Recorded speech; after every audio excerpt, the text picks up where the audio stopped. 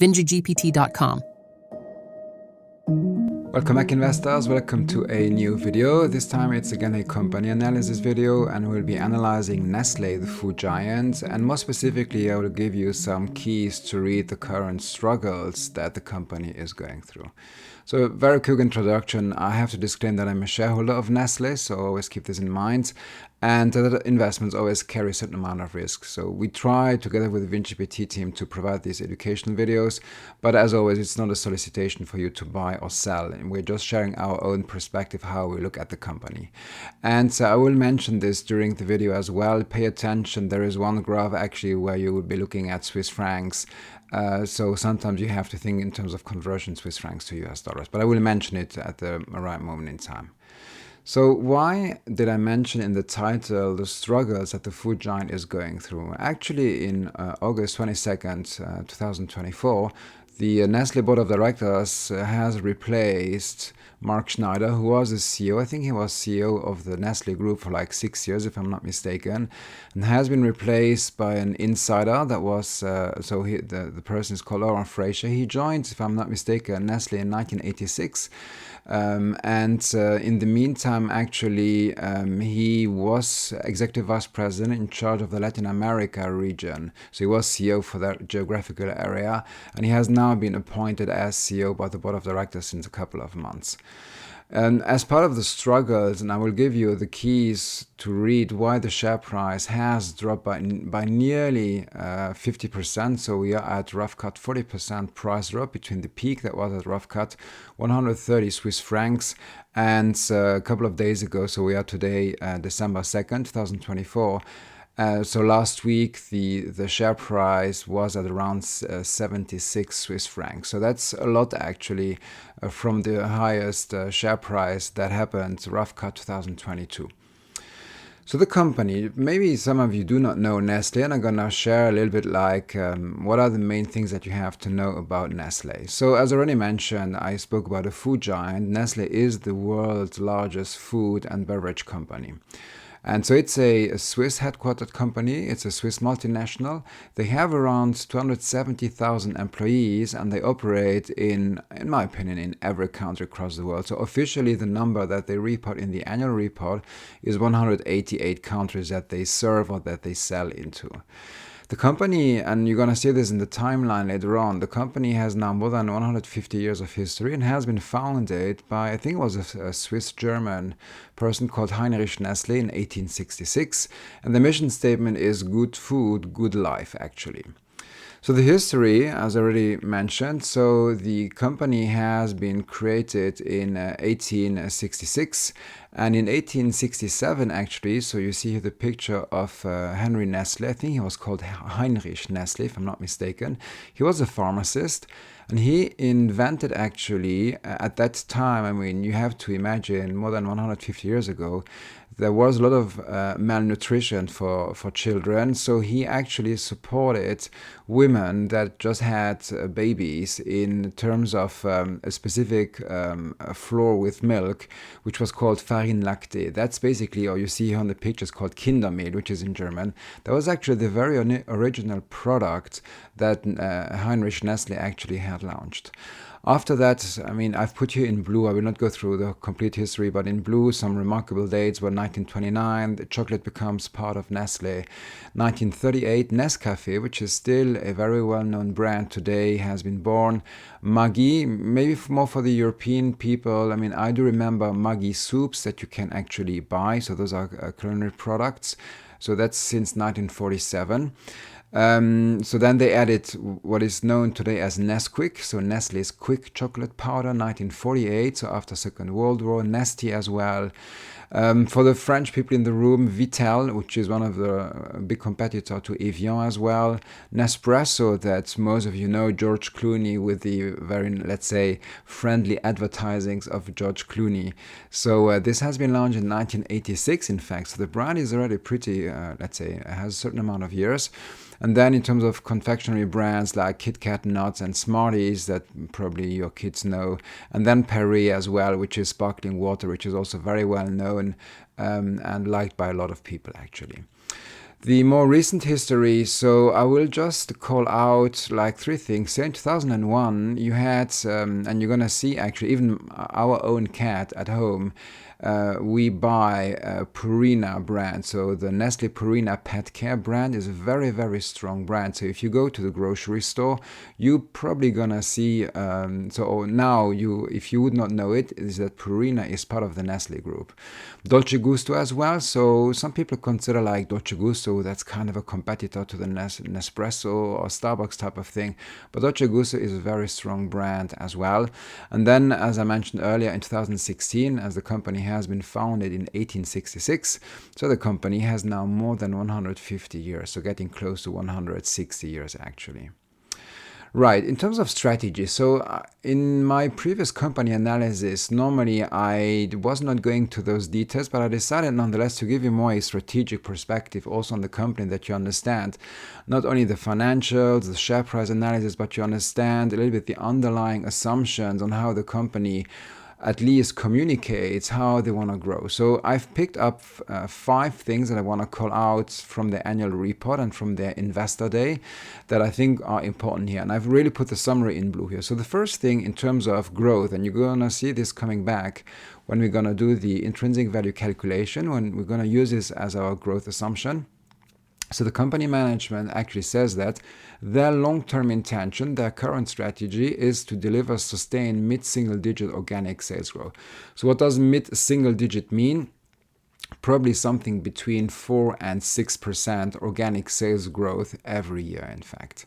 The second thing is, and remember their mission statement is good food, good life, is they are actually trying, and if you look at their product portfolio, they're really trying to support us as humans in our nutrition and in our health needs, from babies, even from preconception, up to adulthood and old age. So if you think about the products that they have in their portfolio, in their product lineup, you actually see also across the history of Nestle that they actually want to cover the whole span from preconception to actually to the very old age of humans.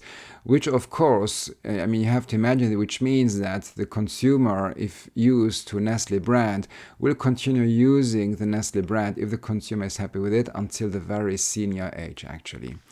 They have added, and this is of course, I would say, not necessarily a trendy thing, but it's something that consumers now request. So consumer behaviors are of course changing and purchasing habits.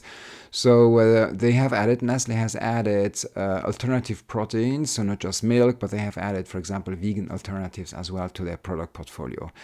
They try to innovate faster as well. So we see here also the impact of AI and data science to support their research and development capabilities. And you're going to see this coming back later on, also in terms of e-commerce. They have a strategy that they want to have actually 25% of their so basically of their total revenues that are coming through e-commerce. I think that end 2023, if I'm not mistaken, was 17.3%. So, I mean, they want to have part of their revenues coming through e-commerce platforms as well by 2025, which is basically next year actually. In terms of brands, we're going to come back on the brands later on as well, when we're going to see from where, which product categories bring in what type and what share in terms of revenue. But here I've put again the main brands that I briefly discussed as well in the history. So you have like from Purina to Nespresso to Perrier to Buitoni, which is pasta, Maggi, Smarties, Kit Kat, San Pellegrino, which is also kind of a competitor to Perrier, but it's sparkling water as well. So actually, maybe you thought that San Pellegrino and Perrier were competitors, but actually not. It's the same group, which is Nestle actually. So in terms of brands, so we were discussing about brands. Remember that in VingeGPT, you have access to today, so we are December 2024, you have access to 11 years of brand valuation information, and we are using for that the Interbrand Top 100 that is being published every year. So we have 11 years of data, and for example here you see that we have asked the VingeGPT, do we have any brand related information to Nestle, or for Nestle, sorry, And actually Nestle so this is I think it was November 2024 when the latest Interbrand Top 100 worldwide came out. So they actually so Nestle has 3 brands that are in the top 100 worldwide, which are Nescafe, which is 61, Nestle itself, which is 71, and Nespresso, which is 94. And you see actually when you look at the 1, 2, 3 frames, you see that Nespresso has been the only brand that has been growing in terms of absolute value, while Nescafe and Nestle has been nearly stable at position 71, but Nescafe has been losing 9% in terms of, let's say, intangible asset valuation. So here you see as well, so this was a prompt also that Adriana has prepared. How has the brand Nestle evolved over the last 10 years, and show this to me in a comprehensive graph with on one axis the brand position and on the other axis the brand value. So here you see the analysis was done on Nescafe and Nestle. And you see actually that both brands have lost in terms of position. That's the left axis, and on the right axis, or the secondary axis, the brand value nonetheless has been increasing. So that's nonetheless something that is interesting to see that. So one thing that I want to call out as well, I mean, when you look at Nestle as a group, you have to know, and actually we covered L'Oreal a couple of weeks ago as a specific company analysis. You can find this on our YouTube channel. So Nestle is in fact one of the major shareholders of L'Oreal as well. So they own, and I've taken here the annual report of 2023 that was published, let's say spring 2024. And you actually see that so this is an extract from the annual report. So you see actually that Nestle holds a little bit more than 20% of the share capital of L'Oreal Group, which is a huge company, of course, and very strong in terms of brand positioning. Just have a look at the L'Oreal video if you're interested in our YouTube channel.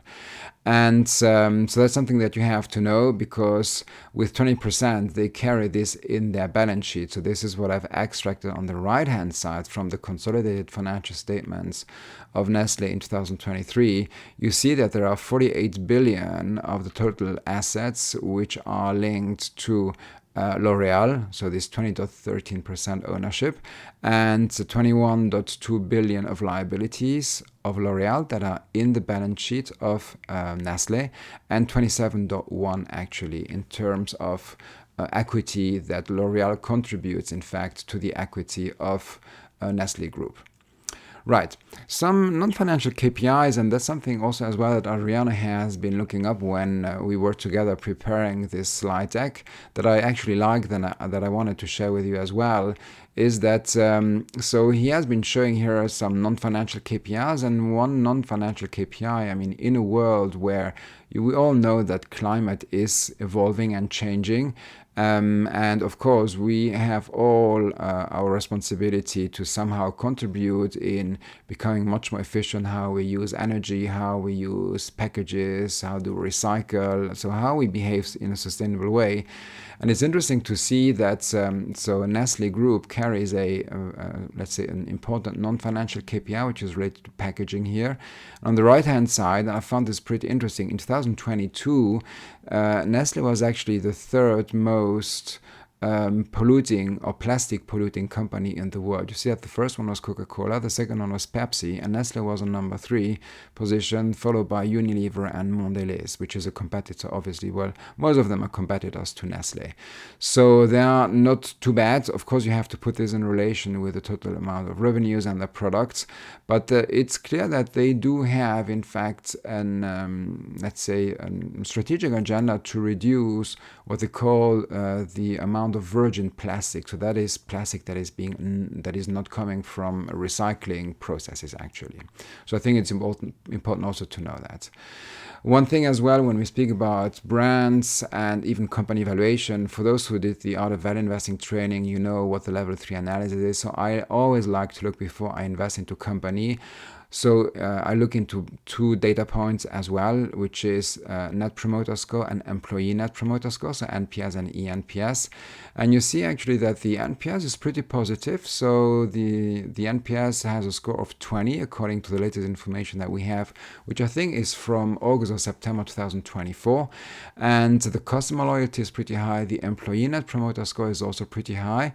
At that time, Mark Schneider was still the group CEO, so the CEO approval rate was 87%, which is pretty high as well.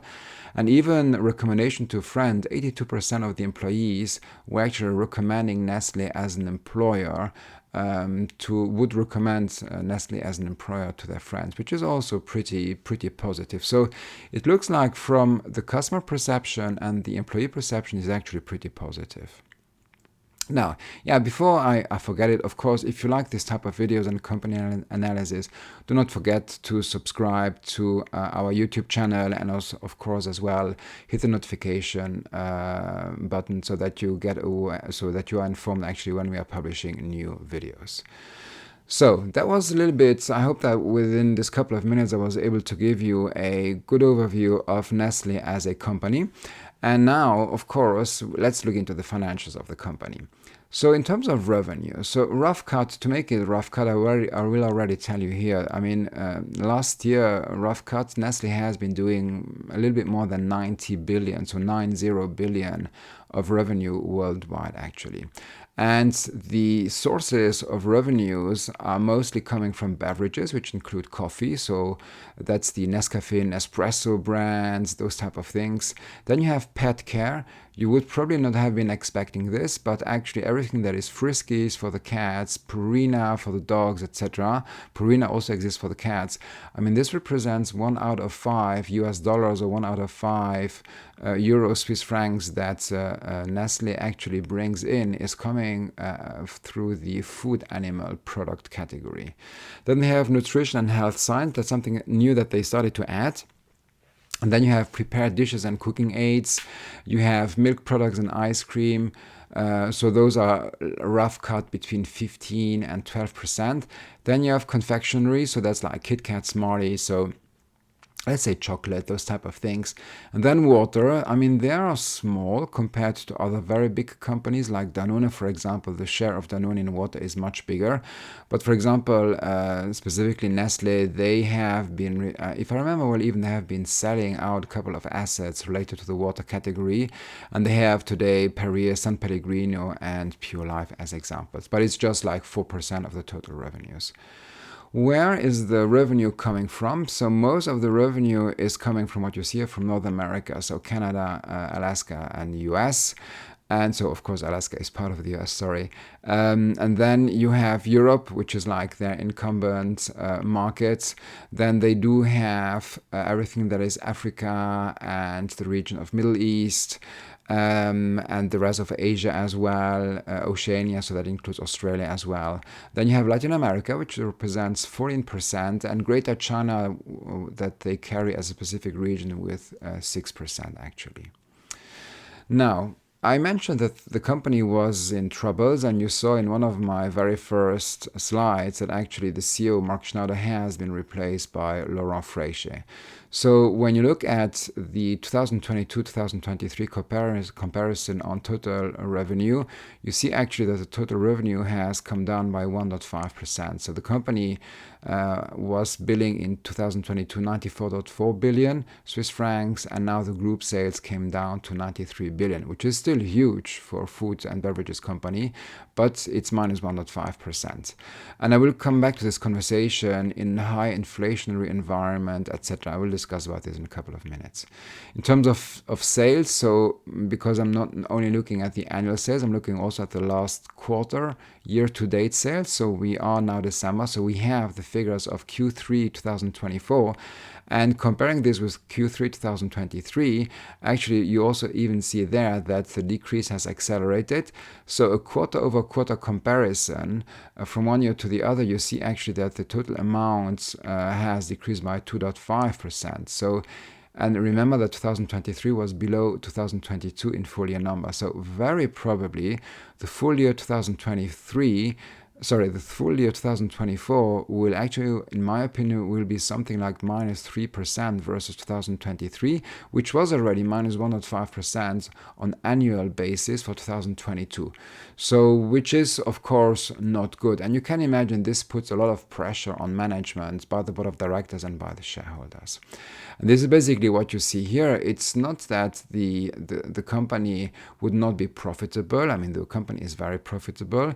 It's from a market cap perspective, it's one of the biggest ones. And you remember in those videos, we always show you how we prompt VingeGPT so that actually you could reproduce the same results by yourself, but you learn as well how to prompt this large language model that we have created for investors.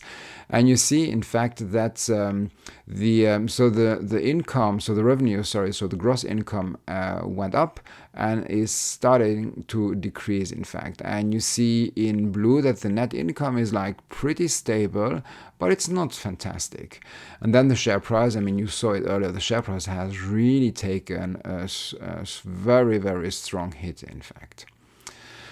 Now, one thing that I think is also important to understand the financials of Nestle as a company, and actually before we launched VingeGPT, I actually had made on the YouTube video, on our YouTube channel, a YouTube video that was linked to how consumer defensive companies, what is the pricing power that they have. And actually this is coming out of the annual report of Nestle, and I think it's very interesting to understand. And this applies to Danone, this applies to Unilever, this applies to probably Procter & Gamble as well, and Mondelez very probably as well. So when you look at macroeconomic cycles, so we speak about inflationary cycles amongst others. And if you are really into macroeconomics, I recommend you reading the books of Ray Dalio. They're very interesting actually to read.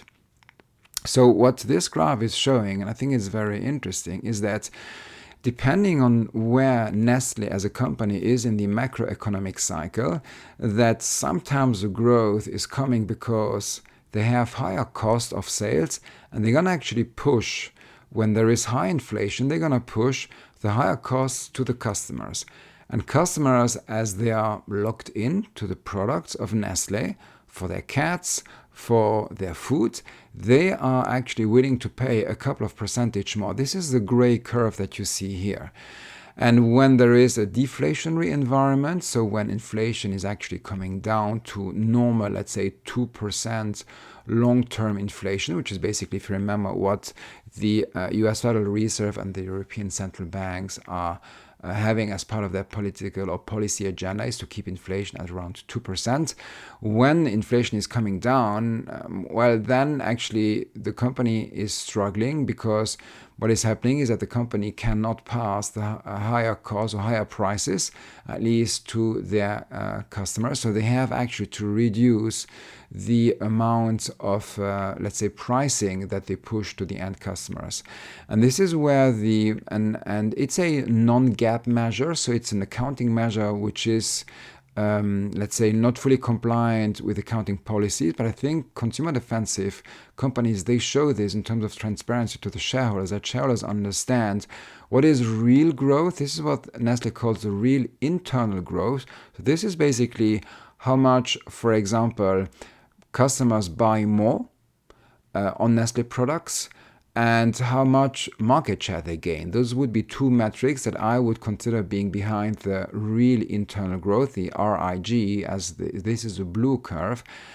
Because pricing, that's not real growth. It's just that you are taking more money for the same product, for the same amount and amounts of products from your users. But it's not that your consumers are actually buying more. So this is, I think, in terms of when you analyze, in general, consumer defensive companies, you have to think about the pricing power that they have. So meaning that customers will not switch to cheaper products. But this goes until a certain moment in time where then customers are going to say, the cost is now so high that, okay, I may be not able to buy me an espresso coffee. I'm going to buy any type of brand of coffee because just the price is getting too high. So this is really something that you have to differentiate between pricing and real internal growth. And what you see on the blue curve is that actually the real internal growth is not there. So the results were not too bad. even until 2022, because there was high inflation and they were passing actually higher prices for the same product to the end consumers. But the real internal growth was actually starting to become negative, what you see in 2022 and 2023 actually. Now, one thing as well that I think is interesting to understand is the ratio between profits and revenues. So you see that when you compare, I mean, a lot of people are currently depressed about Nestle. And actually, I need to be fair, I'm not depressed about Nestle. Of course, the share price is now has come down a lot, as you saw earlier, by minus 40% compared to 2022. But still, the company is making a lot of revenue, and the profitability, the absolute profitability is pretty high. So the only company that is close in terms of profitability is Procter & Gamble. So if you would analyze the valuation between both companies, you would actually see that there is a strong difference in terms of valuation between the two. One thing as well that we always show in these videos is actually how, and I'm going to show this to you here on the video, I'm going to launch the video, how we prompt VingeGPT. So here we are still in the financials, so I'm actually looking also at competition. So you're going to see here actually that I've been prompting VingeGPT about who are the competitors of Nestle, because VingeGPT knows who the competitors are. We have 141 industry clusters, and remember that VingeGPT has been created to support our users, our investors, actually to have a good analysis on what are the competitors, the industry environment as well of where the company is operating in. So you see on the left hand side a certain amount of prompts that we have submitted, and you're going to see them on the video. So the first one has been Hi Vinge, who are the competitors of Nestle, and of course Vinge has to search in its, let's say, industry clusters, who are the companies that are the competitors to Nestle. And you're going to see it will come up with a certain amount of companies with the results, and I will let you see here. So it first of all says that Nestle operates in the packaged foods industry, and then it comes up with all those companies that are also part of the packaged food industry. So you may recognize some of them like Danone. You're going to have, for example, Kraft Heinz, the two Kellogg companies that have been split into Kellanova and WK Kellogg Corporation, etc. So there are some English companies as well, like Tate & Lyle PLC. So I've been asking, in fact, here, the third prompt is, can you draw me in a graph for the companies Danone, Kellanova, Unilever, and Nestle, their return on invested capital and total amount of sales for the year 2023. So you see, so this is a prompt I'm currently typing.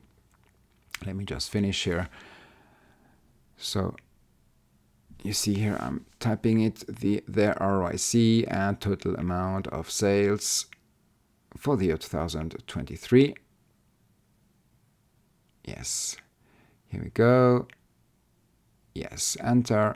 And then of course, I mean, Vinge has to fetch all the necessary data, and I have been from the beginning asking to have a graph created for those companies actually. So we're gonna see what the result's gonna be. You're gonna see it will be an histogram with the information, and then I will be asking, in fact, to add a couple of companies like Coca-Cola, Tyson Foods, and Mondelez, and you're gonna see this coming up. And then I've been asking the model, I will then accelerate the video a little bit just to order the entries in the table from highest ROIC to lowest ROIC. But here, of course, it has to fetch the data. And remember, in VingeGPT, you can actually structure your prompts. I'm showing you, of course, there's always a prompt in English, but you could do it in French, in Russian, in Korean, in Chinese, whatever. So here you see the graph. You see that you see Danone, Kellanova, Unilever, and Nestle. So those were the four companies I've been asking. While you have the amount of revenue and the ROIC. You see that Unilever has a very high ROIC, but you see that Nestle has a pretty nice ROIC as well. And then I am asking, there's even a typo, but I don't care about typos because we are using the OpenAI engine below. So I'm asking VingeGPT actually to fetch supplemental data related to Coca-Cola, Tyson Foods, and Mondelez. And you're going to see actually that will come up. And I've been asking to do this in a table. Let me just, I just going to let the video run. You're going to see it. So it's pulling the data now. It's now analyzing it. So it has finished pulling the data now. It's now the engine that is creating the table, and it will come up with a table. And then I'm going to show you the final graph, which is the longest prompt on the left-hand side, where you're going to see actually me asking VingeGPT. So here you have the data that has been pulled for 2023. And yeah, of course, Vinge is always polite. It says, let me know if you need any further analysis. So I'm just going to accelerate here so that you don't have to see the whole prompt being typed. So here I'm submitting the prompt, and basically on the data that has been fetched, I'm asking VingeGPT to order the entries in the table from highest to lowest. And I'm also asking VingeGPT to update the graph, in fact, and to sort the histogram from left to right with the highest RIC on the left and the lowest RIC on the right. So you see actually that here, you clearly see the amount of revenue in the graph. I'm now focusing on the final graph. And you see that the total amount of revenue in Nestle is by a mile bigger than Unilever and Tyson Foods, as an example. But you see that in terms of profitability, Nestle is the second most profitable company in the packaged food industries. Right, so this is just to illustrate advanced prompting that you can do with VingeGPT, depending on your style of investment. Okay, so the share price analysis now. So I think that you have received, I hope, a good overview about company, the history of the company, the portfolio, the financials, in which situation the company is in. So there is a decrease in revenue since 2022, and people are getting nervous about this. That's why there has been a change in CEO. And now share price analysis. So the share price, as I mentioned earlier, has lost 40% from its peak in, I think it was rough cut ends of third quarter 2022. And it has come down. So on November 28th, it was at 76.08 Swiss francs, which was with a conversion rate of 0.89, rough cut $85.48 US per share. Right, before we go into the intrinsic valuation, actually what you should also know is that Nestle is a dividend king.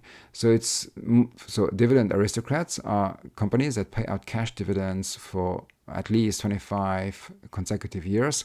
Dividend kings is the same, but it's 50 years. And you see that the dividend amounts have been growing. Last year, so it's a little bit weird because on the Nestle investor relations side, where this graph is coming from, they have not put a 2023 dividend. It's like, okay, that feels a little bit weird, but okay. But actually, so they have last year again increased the dividend from 2.9 Swiss francs to 3 Swiss francs, which is, you can imagine, if you would buy the company at 76 Swiss francs, you are getting a pretty nice passive stream of income on this. Remember that when you buy Swiss companies, that the tax exposure is pretty high actually. I think it's 33% on cash dividends. So what I've been asking now here, of course, I mean, we have created Vinge, first of all, for us as investors. And we are asking, in fact, first of all, VingeGPT to do a fundamental analysis of the company. So this is what you're going to see here. And so I'm asking Vinge to have Nestle in your companies. If yes, perform a fundamental analysis of the company. And then it will say yes. It will then provide the relative analysis, ratios like price to earnings, price to book, etc. You see the share price. This was November 29th. That was a day later because we always update VingeGPT with the Friday evening Wall Street closing data. You see that the dividend yield is at 3.78%, dividend payout ratio at 70%, which is still sustainable. And you see that so Vinge is making the interpretation, debt to equity is 1.66, which is very okay. ROIC is high. PE ratio is at 17.65, which is, I mean, remember that for those at the other value investing, I like to buy companies where the PE ratio is below 15, even preferably below 10. So we already see here in terms of relative analysis, or valuation analysis, there are some interesting elements at a share price of 76 Swiss francs or 87 US dollars. So then I'm asking in a very straightforward prompt is what is the IV of the company? And you see that Vinge very quickly comes up with those are the prices that I consider with a 3% growth rate, 30-year valuation, and an industry cost of capital of 7.5. So let me just stop here 1 second to comment on this industry capital thing. So let me just go back here that you see it here. So you see probably my mouse here. So one thing that we changed in one of the latest releases of VingeGPT is we're doing now sensitivity analysis. First of all, we have started with cost of capital. So for those who have been using VingeGPT from the beginning, since May 1st, 2024, the default values, if you would not give any other, let's say, variables to Vinge, and you would ask Vinge, what's the intrinsic value of a company? It would take 3% growth rate, 30-year valuation, and 7% in terms of cost of capital. What we did now since a couple of weeks is that we actually ask Vinge, if somebody is asking for the intrinsic value and is not providing you, VingeGPT, any, let's say, attributes in terms of growth, horizon evaluation, and cost of capital, we have started to make the intrinsic cost of capital variable, and it actually is gonna look at Nestle is part of the packaged food industry, and that industry has what in terms of cost of capital. And for that we are using the databases from Aswath Modaran from the New York University Stern Business School actually to have the sensitivity analysis on the cost of capital. Just wanted to share that with you. That is clear. I've been mentioning this also in the course as well on Udemy. And also in the release notes on our Discord channel, why we have been doing this, what was the intention. So of course, Vinge is then providing a first assessment if it is undervalued or fairly valued. And if you remember in the strategy part, one of the first strategic bullet points that I mentioned is that the company is seeking for a mid-single-digit growth organically. So, and this is why I'm asking Vinge, okay, but as Nestle wants to have mid-single-digit growth, can you recalculate with, for example, 5%? Vinge, of course, knows when I write, can you recalculate, that I mean by that their intrinsic value. This is a mechanism of attention that OpenAI is making us available. And then, of course, it recalculates. And remember that in order to avoid AI hallucinations, we do our calculations on our backend, not on the OpenAI engine. And you see then, of course, with a higher growth assumption, that the intrinsic value changes. And this is basically what I'm going to show as a summary in the intrinsic valuation analysis on the next slide. So basically, what we have seen is that Vinge was fairly, so remember that VingeGPT is able to do 3 intrinsic valuation methods. The one is based on dividends. So on dividends, the company is worth, one share of a company is worth $43.47. Remember that we are using always USD, let's say, shares and tickers on VingeGPT. And then on discounted cash flow, discounted future earnings, Vinge actually, both methods, it's very interesting, come up with a nearly same result, which is between 102 and 104 US dollars per share, knowing that the share price last Friday was at closing rough cut 87 US dollars, was actually 86.78 this also actually on Black Friday. So which means that there is not a lot of differences between the cash flow and the income statement. And remember that the assumptions we're using for this is 5% growth, 30-year valuation without terminal value, and 7.5%, which is the sensitivity analysis linked to the industry's cost of capital. So we are making this variable. If you would look into, I don't know, any like oil and gas industry or midstream gas distribution, you're gonna have the cost of capital that will actually be different.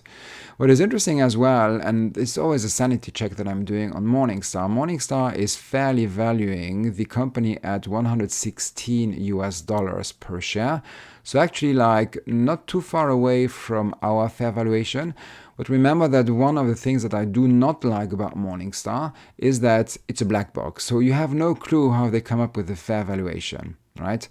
And but they say as well that they're considering that the company at 87 US dollars is trading at 25% discount. And they consider that overvaluation started as a rough cut 145 US dollars, which I would tend to agree. I think that when the company is going to be at, again, 130, 140 US dollars, that except if the financials, the fundamentals of the company change, but otherwise I also would believe that the company is like crazily overvalued. And I mean, something I didn't disclose in the beginning, I had actually Nestle already a couple of years ago. I bought it at 97 Swiss francs and I sold it, I think, like a year later at 100, don't remember, it was 113 Swiss francs plus dividends that I had to include in my performance as well. So I'm actually following now the same strategy, but again, it's not a solicitation for you to buy or to sell Nestle, but I'm just sharing that you understand why I have invested in our holding portfolio. We have reinvested into Nestle. So we're going to see what the new CEO will be actually doing. So to summarize this video, and I hope it was useful to give you some kind of perspective on Nestle. So I personally consider that Nestle is a great company with a pretty wide moat. I mean, they have some extremely strong brands that will be there for sure. What is interesting is that the dividends remain very decent, specifically at the current share price of rough cut 76 Swiss francs. If you have 3 Swiss francs pre-tax on dividends, I mean, you are very close to a 4% dividend yields, which is for me an interesting passive income. And again, remember that even if we have been using 5% as a good average of mid-single-digit growth assumption, that the company clearly appears to be undervalued. And Morningstar is actually telling us a little bit the same. But again, that's our stand of analysis, but I wanted to share this with you so that you get an insight into who's at Nestle, why are they going through some troubled waters, and what is going on there, and what is the underlying, let's say, financials that you have to understand in your investment journey or process as well if you're interested about Nestle. With that, I'd like to thank you for your attention. I'd like to thank all our VingeGPT users and talk to you either in a webinar or talk to you in one of our upcoming videos, if it is on our YouTube channel or, of course, on our Udemy classes. With that, thanks and take care.